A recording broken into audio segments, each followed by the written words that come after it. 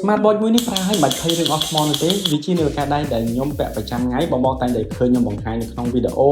ឬក៏ឃើញខ្ញុំផ្ទាល់ឃើញខ្ញុំពាក់នៅលើដៃអញ្ចឹងទៅអូខេអញ្ចឹងនៅពេលដែលយើង unboxing នាឡិកាដៃនេះមកគឺឃើញថាបាទមានខ្សែឆ្នាំងសាមានសភៅណែនាំនៅក្នុងការប្រើប្រាស់បាទតកតងជាមួយនឹងការដំឡើង app បាទវា support ទាំង iOS និង Android បាទគ្រប់ទូរស័ព្ទគឺ support ទាំងអស់ model នេះគឺមានឈ្មោះថា MSG PS10 Pro បាទវាជានាឡិកាដៃ standard អាមេរិកបាទដែលមានរូបរាងប្រណិតបាទបើនិយាយពីទូខ្លួនរបស់វាធ្វើអំពី stainless steel បូកជាមួយនឹង ABS បាទគឺឃើញមានភាពមាំធន់បាទគឺហាប់មែនតើនៅពេលដែលយើងពាក់នៅលើដៃគឺឃើញគឺអែមតែម្ដង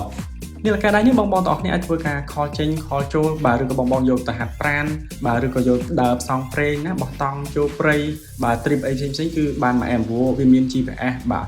offline បូកជាមួយនឹងត្រីវិស័យបង្ហាញទឹកហើយមួយទៀតគឺមានប្រព័ន្ធ waterproof រហូតដល់ 5 ATM lock H7 បាទការពារទឹកគឺបានល្អមែនតើបាទហើយអ្វីដែលពិសេសជាងនេះទៅទៀតគឺថ្មរបស់វាគឺកាន់បានយូរអត់រំខានជាមួយនឹងការសាករាល់ថ្ងៃនោះទេបងទាំងអស់គ្នាអាចប្រើប្រាស់ចន្លោះពី1អាទិត្យទៅ1ខែទៅតាមការប្រើប្រាស់បើចង់ប្រើប្រាស់បានយូរបងទាំងអស់គ្នាអាចបើកមុខងារ sale បន្ថែមគឺអាចប្រើប្រាស់បានយូរអញ្ចឹងអត់រំខានសាករាល់ថ្ងៃទេហើយនាឡិកាដៃនេះវាក៏ track ឲ្យយើង24ម៉ោងតកតងជាមួយនឹងសកម្មភាពរបស់យើងថាយើងដើរបានប្រមាណគីឡូវាដុតខ្លាញ់បានប្រមាណស្រកខ្លាញ់បានប្រមាណ